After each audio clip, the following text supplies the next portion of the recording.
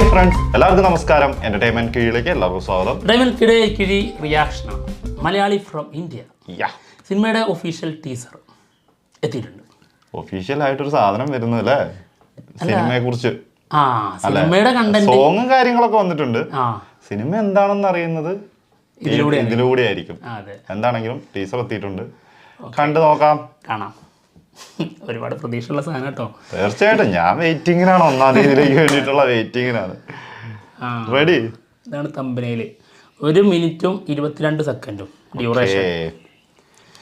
Book your ticket now എന്ന് കൊടുത്തിട്ടുണ്ട്. ഇപ്പൊ തന്നെ ടിക്കറ്റ് ബുക്ക് ചെയ്തു. കാണല് പിന്നാക്കാം നമുക്ക്. റിയാക്ഷൻ പിന്നെ ചെയ്യാം, ആദ്യം ടിക്കറ്റ് ബുക്ക് ചെയ്യട്ടെ. എന്താണെങ്കിലും വീഡിയോ കാണാം. ഓക്കെ, കാണാം. മിന്നിച്ചേക്കണേ.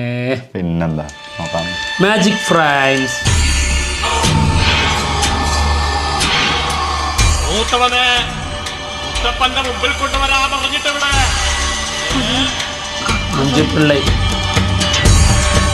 അവന്റെ പോക്ക് ശരിയല്ലാന്ന് അന്നേ മുത്തപ്പൻ പറഞ്ഞതല്ലേ വൈദങ്ങളെ.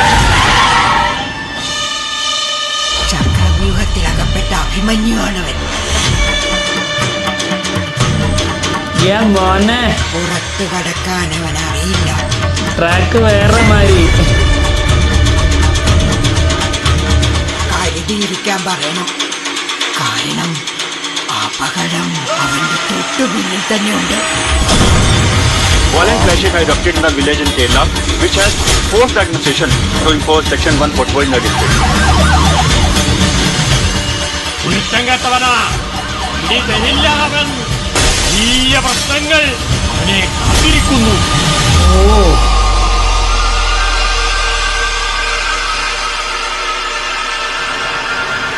ഡിജോ ജോസ് ആന്റണി.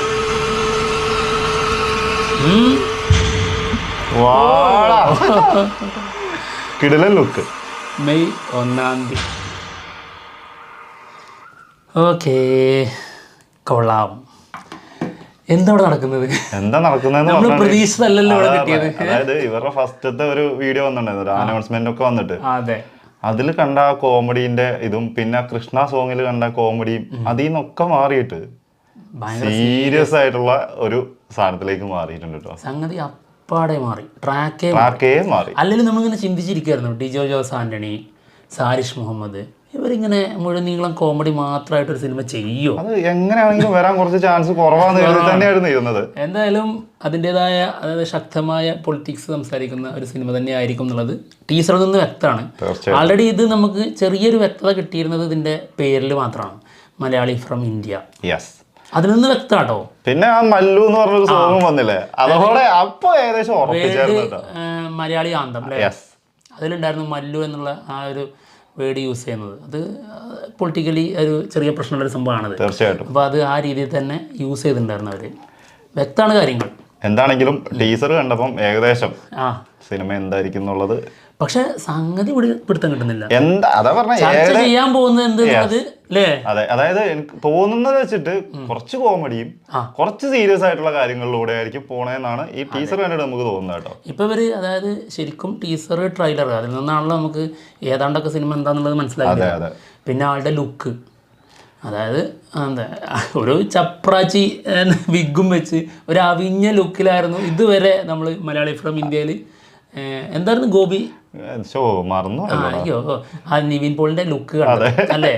ഇപ്പോൾ നമ്മൾ ഇതിന്റെ മുൻപ്, അതായത് ഇത് റിയാക്ഷൻ ചെയ്യുന്നതിന് മുൻപ് തന്നെ ചെറിയൊരു കമ്മ്യൂണിറ്റി ടാബ് ഇട്ടുണ്ടായിരുന്നു. അതിൽ നമ്മൾ പറഞ്ഞിട്ടുണ്ടായിരുന്നു നിവിൻ പോളി 2 ലുക്കിലാണുള്ളത്. അപ്പോൾ ആ ലുക്ക് ഇതിൽ ലാസ്റ്റ് കാണിച്ചു. രക്ഷപ്പെട്ടു. അത് പറ, എന്താണെങ്കിലും അത് 2 ലുക്കിൽ വരുമെന്ന് എഴുതി വെച്ചിട്ട് ടീച്ചർ വന്നപ്പോൾ 2 ലുക്ക് കണ്ടപ്പോഴാണ് നമ്മൾ ടീച്ചറിൽ നമ്മൾ പ്രതീക്ഷിച്ചില്ല, ഒരിക്കലും പ്രതീക്ഷിച്ചില്ല. സിനിമയിൽ 2 ലുക്ക് ഉണ്ടെന്നാണ് നമ്മൾ പറഞ്ഞത്. ഇത് 2 കണ്ടപ്പോ ശരിക്കും ഞെട്ടല. ശരിക്കും 2, അതായത് ഇതിന്റെ 2 ഫേസ് ആണ് കാണിച്ചിരിക്കുന്നത്. 2 രൂപം, അതായത് ഒന്ന് ഒരു കോമഡി ട്രാക്കിൽ ഒരു വില്ലേജ് ഏരിയയിൽ സാധാരണ പോലെ കളിച്ചും രസിച്ചൊക്കെ നടക്കുന്ന ഒരു കൂട്ടം ആൾക്കാർ. അതിലൊരുപാട് പേരുണ്ടല്ലേ, ആളുടെ ഫ്രണ്ട്സും എല്ലാം, അങ്ങനെ കുറച്ച് ടീമുകളുണ്ട്. അപ്പോൾ അതിൽ നിന്ന് മാറിയിട്ട് ആള് ഒറ്റക്കായി മാറുന്നതിന്റെ ചെറിയ സൂചന നൽകുന്നതാണ് ആളുടെ 2ാമത്തെ ലുക്ക്. ആ ഒരു ലൊക്കേഷനും അതും പിന്നെ ചെറിയ സ്ഫോടനങ്ങളും പരിപാടികളും ഒക്കെ ഉണ്ട്. പിന്നെ പോലീസുകാർ ചാർജ്, അതെ, അത് വില്ലേജിൽ അതെ, അങ്ങനത്തെ സംഭവങ്ങളെല്ലാം വന്നു കഴിഞ്ഞപ്പോഴത്തേക്കാണ് കുറച്ച് സീരിയസ് ആയത്.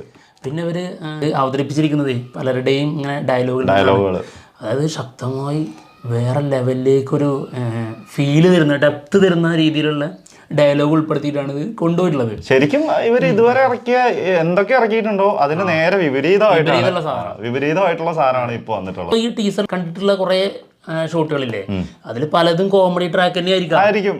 പക്ഷെ അത് ടീസറിൽ വേറെ രീതിയിലാണ് സീരിയസ് ആയിട്ടാണ് നമുക്ക് തോന്നുന്നത് മാത്രമേ ഉള്ളൂ. ചിലപ്പോ ആ ഒരു ക്രിക്കറ്റ് കളിക്കുന്നതിന്റെ ഇടയ്ക്കുള്ള ആ ഫൈറ്റ് സീനൊക്കെ ചിലപ്പോ കോമഡി ആയിരിക്കും, അറിയില്ല എന്താണ്. ഏതൊരു ടീമും സാധാരണ കുട്ടികളെ പോലെ തല്ലു പിടിക്കുന്നതായിരിക്കാം. അപ്പോൾ അതിനെ ഈ രീതിയിൽ ഡയലോഗ് പറഞ്ഞ് അവതരിപ്പിച്ചതുകൊണ്ട് മാത്രമാണ് നമുക്കൊരു സീരിയസ്നെസ് ഫീൽ ചെയ്യുന്നത് അവിടെ. എന്താണെങ്കിലും രണ്ടാമത്തെ ലുക്കും കൂടെ ഒക്കെ കാണുമ്പോൾ നമുക്ക് വ്യക്തമാണ് കാര്യം. രണ്ടാമത്തെ ലുക്കും കൂടി വന്നപ്പോഴത്തേക്കും ഓക്കെ.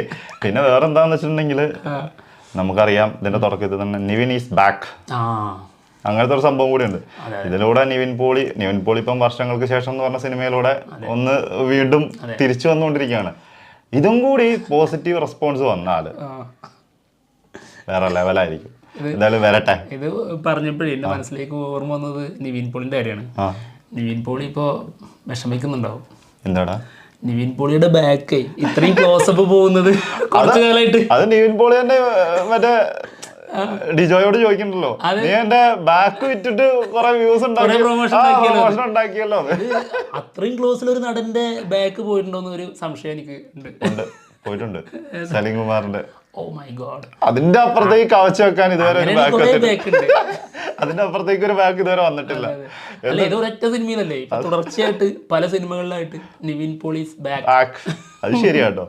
എന്താണെങ്കിലും അതേപോലെ നമ്മളെല്ലാരും ആഗ്രഹിക്കുന്ന പോലെ തന്നെ ഒരു തിരിച്ചുവരവാകട്ടെ. എന്തായാലും ഗംഭീര ടീച്ചറാണ് വന്നിട്ടുള്ളത്. പ്രേക്ഷകര് പ്രതീക്ഷിക്കുന്ന രീതിയിലുള്ള ഒരു ഐറ്റം അല്ലാന്ന് തോന്നുന്നു. അതെ, അത് കൺഫ്യൂഷൻ ആക്കിയുള്ള സാധനമായിപ്പോയി. അതെ അതെ, നമ്മള് മുഴുനീളം കോമഡിക്കായിട്ട് ഇരിക്കണ്ട എന്നുള്ളതിന്റെ സൂചനയാണ്. അത് വ്യക്തമായിട്ട് അവർ പറഞ്ഞു തരുന്നുണ്ട്.